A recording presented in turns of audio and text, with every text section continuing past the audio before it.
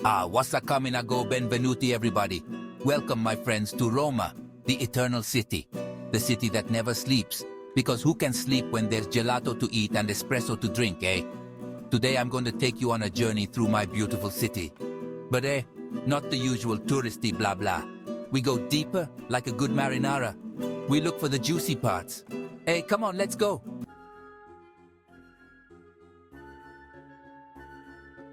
First stop, Il Colosseo. The Colosseum, the big papa of Roman history, built almost 2,000 years ago. This is where the gladiators fought, the lions roared, and the crowds, they went wild, like a Sunday at my nonna's house, when she makes too much pasta and everybody fights for the last piece. But why should you visit? Mio Dio, for one, to feel the history under your feet. You walk in and boom, you are in ancient Rome. Close your eyes and you can almost hear the crowd. Lions, gladiators, pastrami sandwiches. Okay, maybe not the pastrami. And when you visit, don't just take a picture and run, Look closer. You see those small holes in the walls? Those are from where the metal clamps were stolen, melted down, sold for, a couple of euros maybe.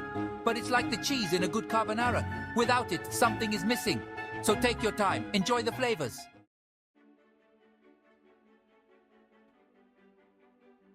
Next, we move to Il Pantheon. This place, it's like a pizza with everything, perfecto. Originally built as a temple for all the Roman gods, now it's a church. It's still got the original Roman sauce, but they added a little Christian basil on top. You walk in and boom, the roof opens to the heavens, literally. There is this massive hole, the oculus that lets in the sunlight, the rain, maybe even a little bird poop. Who knows? But that's the magic. As my nonna used to say, Giovanni, when life gives you a hole in the roof, you make soup out of it. Not sure what she meant, but she was wise, no? And don't forget to look for the tomb of Raphael, the great Renaissance painter. Raphael. If he were alive today, he'd paint your selfie. And you'd look like a god, capici?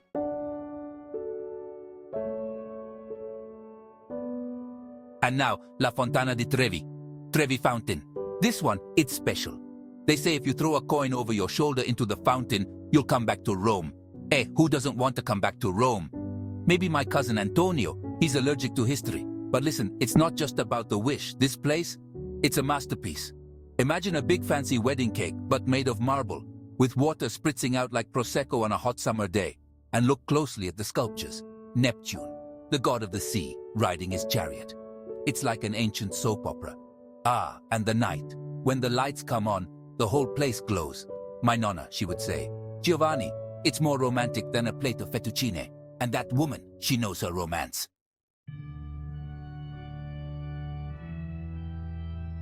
Now we enter sacred territory, the Vatican museums and Sistine Chapel. Even if you're not a big church person, trust me, you'll appreciate this. Over 20,000 pieces of art, and not a single one is a picture of a bowl of fruit.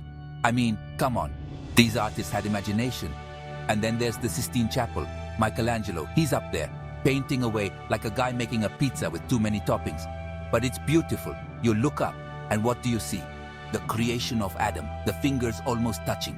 It's like when I try to reach the last cannoli at the table. So close, yet so far. But shh!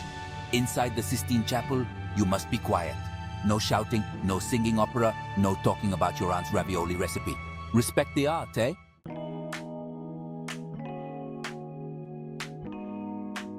Next stop, Campo de Fiori. If you want a taste of Rome, no, not the gelato, we'll get to that later. This is where you come. A market full of life. Fresh fruits, vegetables, flowers. It's like my nonna's garden exploded all over the piazza. Now this is important. Listen closely, Don't just buy the first tomato you see. No. You gotta pick it up, smell it, give it a little squeeze, like checking if a pillow is good enough for a nap. And the artichokes, Roman artichokes, cooked alla Judea style. Fried until they are crispy like your cousin Luigi after a day at the beach. And don't forget to haggle a bit. The vendors expect it. They'll respect you more. But don't overdo it, Otherwise, they might throw a zucchini at your head. Happened to me once. True story.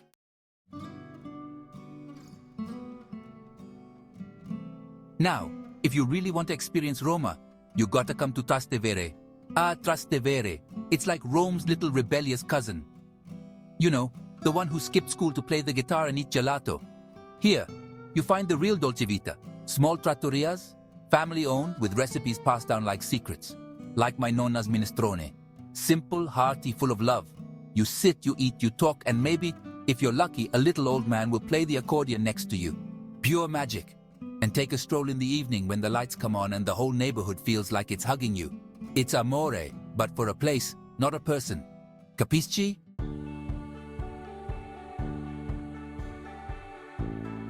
Now some of you might say, Giovanni, I don't eat meat or cheese or anything that moves. Va bene, no problem. Rome, she provides for all her children, eh? There are places here serving plant-based dishes that'll make you forget about anything else. Like a bruschetta topped with the freshest tomatoes and basil. Simple, but it's like a kiss on the mouth. Or a creamy risotto made with artichokes and saffron. You take a bite, and it's like fireworks, but in your belly. And the pizza? You can get one with roasted veggies or even a white pizza with potatoes and rosemary. It's so good. Even my cousin Marco, the butcher, he says, I can live with this.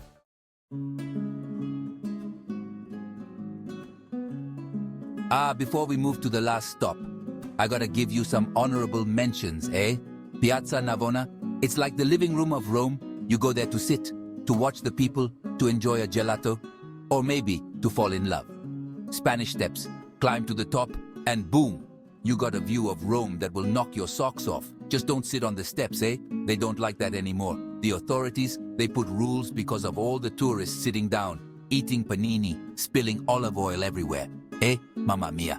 Now you climb, you enjoy the view, but no picnic, capisci? Villa Borghese. This one is like a giant green hug. A beautiful park with gardens, sculptures, and even a little lake. Perfect for a picnic.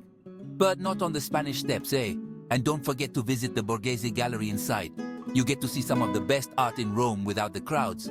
It's like discovering a secret, but better, because there's art. Castel Sant'Angelo, originally a mausoleum, then a fortress, a castle, and now a museum. This place, it's like the lasagna of Rome, layered with history. And from the top, you get a view of the city that'll make you sing like Pavarotti.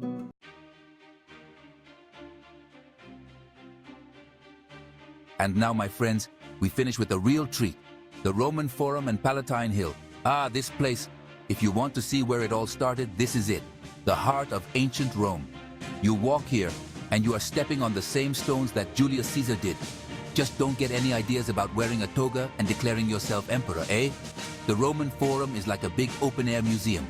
You got temples, basilicas, arches. Everywhere you look, there's something old and beautiful. It's like my nonna's house, but with more marble and less yelling. And then you climb up to Palatine Hill. The views, mamma mia, the views! You see the whole of Rome spread out before you. The Colosseum, the Pantheon, the domes, the rooftops. It's like you're standing on top of history. And there are gardens too, beautiful ones, where you can sit and ponder the mysteries of life, or just think about what's for dinner.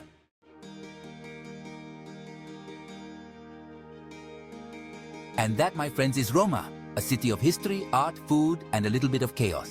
But that's why we love it, eh? So, if you're planning a trip, make sure to check out the links in the description to help you on your way. And maybe, just maybe, you'll fall in love with Rome, just like I do every single day. So until next time, remember to live with passion, eat with joy, and never, ever skip dessert. Ciao, ciao. And remember, when in Rome, eat like Giovanni.